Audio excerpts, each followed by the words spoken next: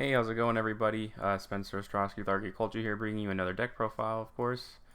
Today I'm doing a little bit of a unique one. I haven't really ever seen this before. I'm doing Sacred Beast, but a really kind of interesting look at it. It's kind of like a control type of deck. It's kind of funny.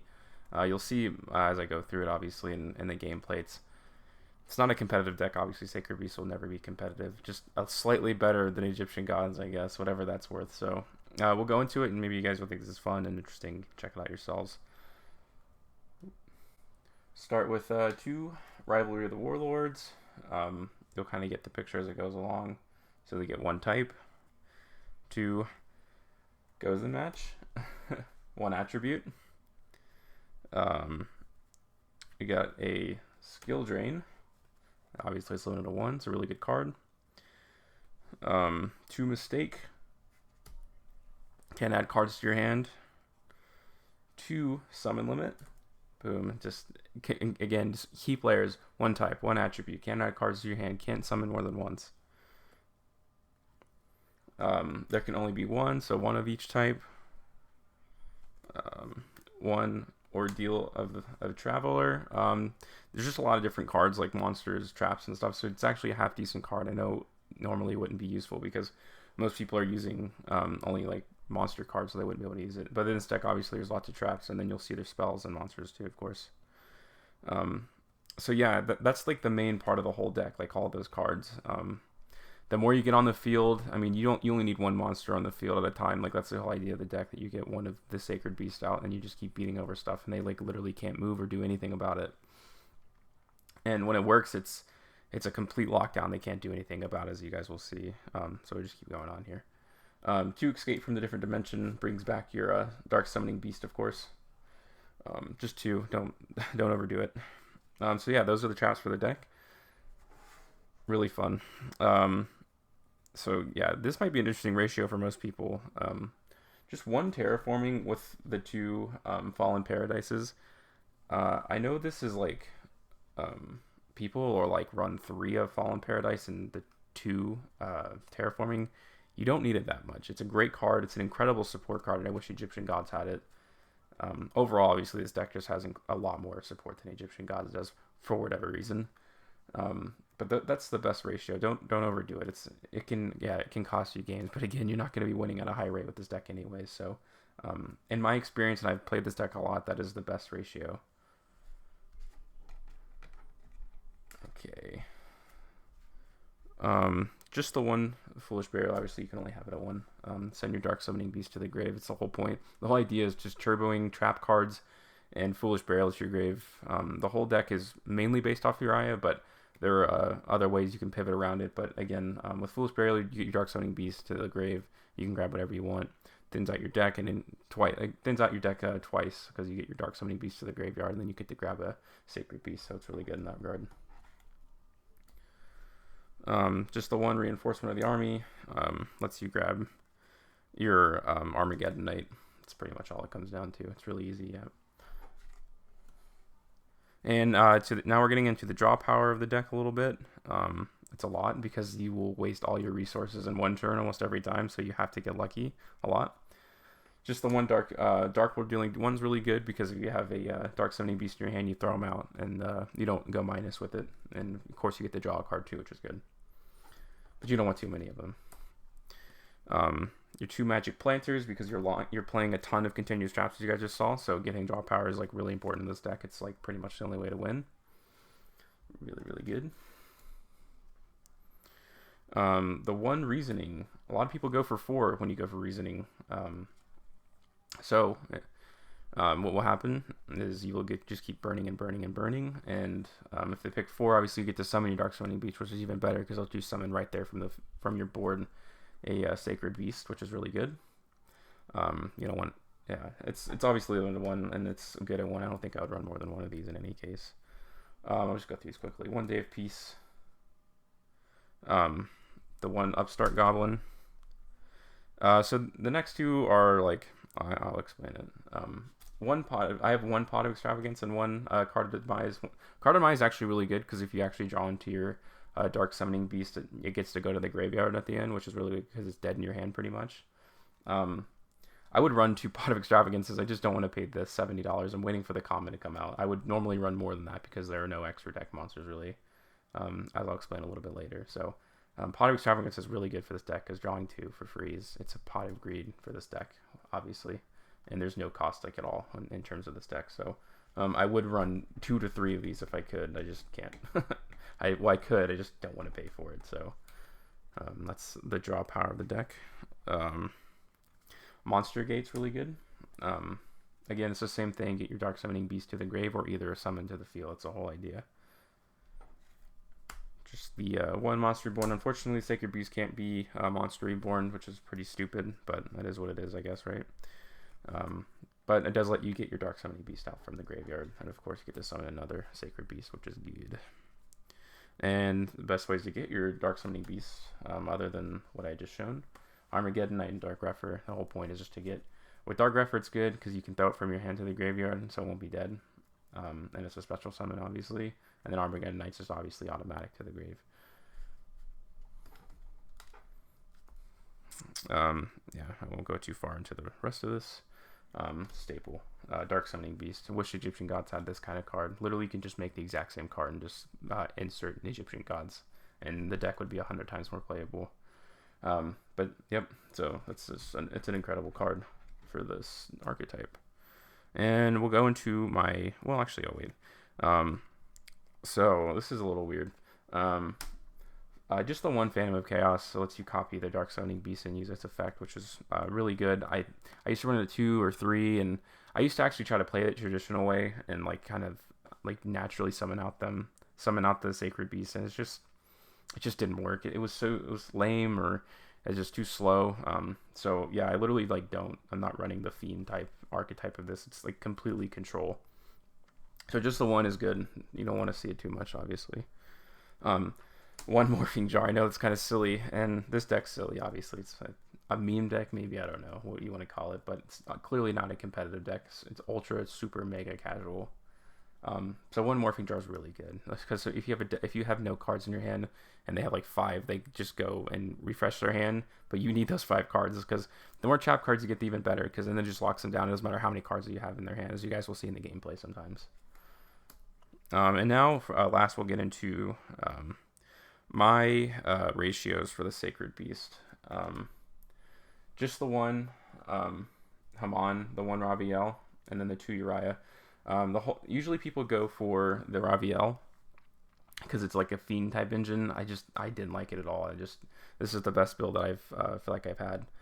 So the easiest way to get one out is Uria, because you actually are using these really powerful trap cards that people will use in like some other decks, like one of other ones. But in this deck, it's unique in that you get to use all of them.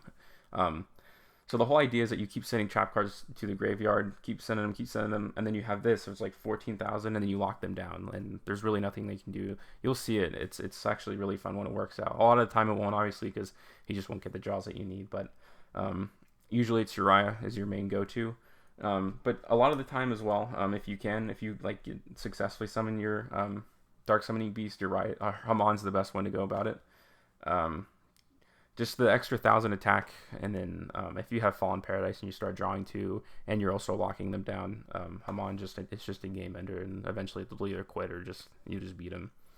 So yeah, that's my deck. I would go into my extra deck, but there really isn't one, and the only reason I'll go through it and I'll tell you is this. What you're gonna do if you're ever playing competitives, you're gonna side this in. Ghost Reaper and Winter Cherries, because you don't need an extra deck. There is no extra deck. The only extra deck card that I actually own, just because you kind of have to, like, this is a funny deck, is the Armageddon, because it's hilarious and it's awesome to attack someone with that many attack points. But in any case, yeah, this is going to be your side, because I'm not going to tell you the main deck, because I don't know what you guys are playing. You know what your friends are playing. This is mainly what you're going to play your friends against. And but if you're like know you're playing Sky Strikers, or you know you're playing Solomon Grace or Thunder Dragons, this is an incredible card to side, because you can load your extra deck with any 15 cards that you want. You can throw away the Pot of Extravagance, or if you're maining this into your deck, you can you can kill any deck with this. Like, the whole thing is control, and this goes perfectly along with it. I just don't use it in my main because I wait to see what I'm playing. If I'm taking it to locals and I'm playing in a tournament, sure, yeah, I'll start maining all the Salmon Great cards and all the Thunder Dragons and all the Sky Strikers and completely decimate their strategy. That's the whole point of it. So the main deck's completely wide open and it changes from format to format, and that's kind of cool. Kind of the cool thing about it. So yep, those are the two. Other than that, there is no main deck or extra deck, excuse me. It's just changed depending on who you're playing and stuff like that. So yeah, thanks for listening, guys. Next, I'm going to cut into some gameplay. Hopefully you guys enjoy. Alright, and here, just a few. I actually have quite a few because I really like this deck. It's just fun to use, really. So yeah, here we go. I have Skill Drain, Mistake, and Sensor Deformation. Or, yeah, there can only be one. I don't know why it's called that. Here we go. So now you can see the lockdown completely. It changes the whole game, really. It doesn't have anything to do. I don't either. So a lot of this time you'll have to be patient. You also have to see what you have going on. In that case, I was able to get Uria on the field immediately, which is nice. You said it usually doesn't happen that way, but in this case I did. And there's nothing really he can do. He's using Danger and Penguins. I'm not really sure what's going on there, but again, this is like a meme deck, so you kind of go with it. And of course, yeah, the Sacred Beasts obviously have effects themselves. And it's good. Monster Gate is really, really good. And you see it goes through, and now you can see it starts to come down. Gozen Match and Rivalry of the Warlords. So the lockdown starts, and I'll start activating them. So one attribute, one type. So it's really, really tough. Keep going along here. So he's just stalling at this point, really. And now you get another one, which is even better, and you keep using his effect, which is even better. And they can't activate effects. Like, that's the really good part about Uria. And now once you have Fallen Paradise, it really starts to go into it. I mean, look at this. It's crazy. You just need one card out in the field, and there's nothing they can do about it. Really, there isn't. So it just keeps going on, and once you have it down, boom. I mean, there's just nothing. They can't activate the trap card that they keep setting. So, and again, casual strategies usually use trap cards as well. So he purposely destroys it in an attempt to do this, but again, he can't. There's nothing he can do. He ended up quitting, right? Just because of what I had going on. All right, here we go. Here's another example. Reasoning, look, a really good part. It just thins out your deck and it helps you get to the cards that you need faster. For a while I was using Cardi, just to experiment, but really not too important here. Here you go. You start the lockdown, you see what you can get. It's not looking great, obviously. And then here it comes Ordeal the Traveler, which is pretty decent. And it ended up working, right? Sometimes it like works out really well for you, and most of the time it does, because look, you have the monster card, the spell card, and everything. And again, I don't have much, so I'm just trying to keep this lockdown in. Boom, there you go. Summon limit, which is really good, and something that you can work around. It's not important to you, and you can only have one of them. So again, it just keeps working out. And you get another trap card. Again, he can't do anything about it. Eventually, boom, perfect. So you only have one attribute, one of each type, Ordeal the Traveler, and they can only summon once. And then then once you get it out, perfect. Infinite Permanence just works for one turn, so it didn't really matter. So now they can't be targeted, and now it's only one type, and they can only control one monster essentially. And Dark Hole doesn't matter because you have Fallen Paradise, which is a really, really good card. He destroys it, doesn't really matter. Fallen Paradise, incredible card. You know. There we go. Keep going along here. So he's at 8,000 attack. Like, that's really good. And I'm still like going through the control, because once you have Fallen Paradise, you keep getting those draws, which is really good. Keep getting him. Keep getting him. Lock it down. Lock it down. Or yeah. And then now you can see the magic where the magic planters come in. And then once he's at 9,000 attack, obviously there's nothing they can do about it. Perfect. And this saved the best for last. This is by far my favorite replay ever. Banish 6 cards, perfect, and then you can see the draw power, and it doesn't look good, you know, like my next turn's up, but if he could like kill me right here. Luckily I do have the Gozen Match, so it helps. A lot of the Pendulum Magician cards are dark type, but again, it's not always that way. So I'm really on the ropes here. He almost kills me. Like, I need something good. Luckily I have the 1 day of peace, but I need something here. So I get the 1 day of peace. I get that. Perfect. Fallen Paradise, set that down. Good. Once another good thing about Morphing Jar is you have a Dark Summoning Beast in your hand, obviously, like I do here. He'll end up going. I'm not too worried about this. It doesn't really matter, because I have protection. Get to reload my hand, and now you can see where it comes along. Like, now it's starting to get somewhere. perfect. Boom. Get copy Dark Summoning Beast. And there you go. Now I have that protection, and then look at all this. There's nothing he's going to be able to do. Summon limit. There can only be one Gozen Match, so he has to start throwing out his entire field. Now it looks a little better in my favor, right? Because there's not much that he can do. Summoning is limited to one, and he can only control one type, so he starts throwing some face downs. So I was only down to 800 life points, but you guys can see there's a lot of recovery here. I should have done Hamon, but that's just retrospect, obviously. Doesn't really matter. There's really, like, he can only control one monster at a time, obviously, so now advantage just goes to me. I can do whatever I want.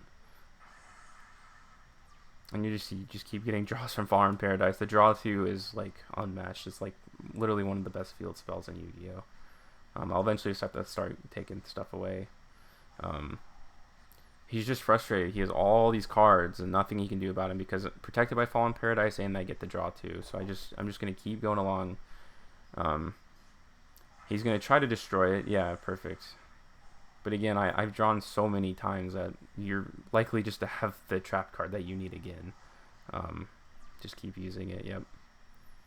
And just stalling on. Eventually, he's just going to deck out. You know, now he can't even add cards to his hand unless they draw him. So, and then once you get this, then it's really over, right? Imperial Order. I mean, it's pretty crazy. Again, he's gonna keep trying to destroy it, and you're like, you almost think that he has something, like maybe he does, but no, he's outright of cards, right? So that's my favorite thing. Like, you can just see, like, even if you have a bad opening hand, as long as you get that one extra draw, you get this lockdown in with Mistake or Gozen Match, Summon Limit, and Rivalry. Like, once you have 4 of the really good diverse trap cards, again, that's the advantage. Like, you can afford to have all of them because you only need one Sacred Beast out. So yeah, that's the idea behind the deck. I hope you guys enjoyed. Again, I'll have the deck profile down below, and let me know what you guys think.